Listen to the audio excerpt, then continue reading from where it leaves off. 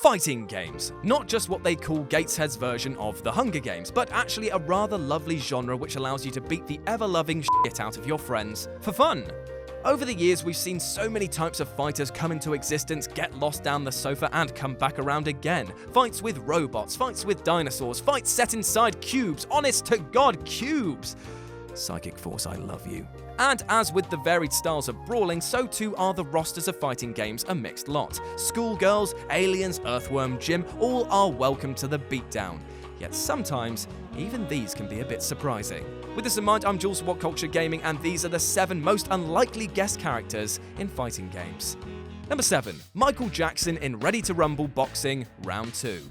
Ready to Rumble was basically Midway's version of Punch-Out!, in that a ton of wacky characters saw fit to don boxing gloves and, well, get ready to rumble with each other. The first game was pretty offbeat with its comical characters, but the sequel took this to new heights as you could unlock all manner of weirdos like Bill and Hillary Clinton, Shaq, and even Michael Jackson. Yep, that's right, putting the wacko in Jacko, the Prince of Pop was there to dish out all sorts of hey makers. He even incorporated his dance moves into his fighting style, including the moonwalk, which is a sight to behold. He even had one white glove covered in studs. Brilliant. Number 6. Hornet, Fighters Megamix. Fighters Megamix touts itself as being one of the first real 3D fighting games for the Sega Saturn, and it was actually pretty decent. It also had a huge roster including every character from Virtua Fighter 2, Janet from Virtua Cop 2, a polar bear, and wait for it, a car from Daytona, USA. Yup. The car that stands on its rear wheels is a beast, able to smash its tires into your face and drive over you. But it raises so many questions. Does the car have a driver? If not, how did the sentient car come to participate in a fighting tournament? What's Hornet's backstory? And most importantly, have Sega been contacted by Pixar's lawyers about their blatant copyright infringement? Wow. Number 5. Akuma, Tekken 7. Now, there have been a couple of oddities amongst Tekken 7's roster already. You can already play as Geese Howard from Fatal Fury in the game, which is odd enough seeing as SNK and Namco hated each other for a long point of time, and Noctis from Final Fantasy VII is coming to play as well. Cool! But let's face it, the weirdest thing to most fans is seeing Akuma from Street Fighter throwing down with the Tekken crowd, especially when you consider how much he's in the game's story mode. His playstyle is unique as well, being the only character able to forego a rage drive and instead have a super bar allowing him to chain off all of the fan favourites. It's bizarre, but it works, and only serves to heighten anticipation for that Tekken X Street Fighter game we've been promised for ages. Number 4. Pac-Man and Mega Man Street Fighter X Tekken. Now, this one stings a little, as I wasn't deemed worthy enough by the devs to have owned the PS3 version of Street Fighter X Tekken, and therefore didn't get to try out the 5 extra characters they snuck on the disc, even though the data was on the Xbox versions. I see through you, you paper tigers. That meant I never got to play the weird and wonderful glory that was Pac-Man and Mega Man in a fighting game. Yes, I know they were both in Smash, but shh. Different times.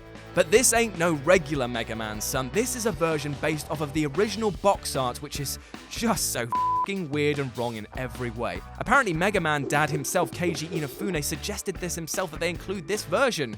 Obviously before he went off and tanked Mighty Number 9. You're welcome, I guess. Number 3. Norimaro, Marvel Superheroes vs. Street Fighter. Norimaro is a character created in partnership between Capcom and Japanese comedian Noritake Kanashi. News of the character came to light when Capcom announced that he would feature in the most recent work in the Street Fighter series, eventually debuting in Marvel Superheroes vs. Street Fighter for no reason other than it was literally the most recent game they had in development at the time. Norimaru is exclusive to the Japanese version of the game, even though the majority of his character's localization for the West had been completed.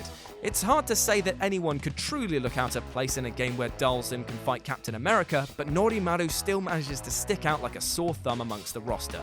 Interestingly, the design process that went into creating the character can be seen in its entirety in Kanashi's show, Toneruzu no Naba de Daradara Ikesete, including the motion capture provided by Noritake Kanashi himself. Sorry if I butchered that. Number 2. Yoda, SoulCalibur. Let's face it, SoulCalibur has a ton of weird guest characters in its ranks. Link, Spawn, Ezio, and Kratos have all walked the bloody boards of this brawler. However, let's just face it, the weirdest additions by far are that of the Star Wars canon. Darth Vader, Starkiller, and even Yoda joined the fight, but if we're being honest, Yoda stands out the most.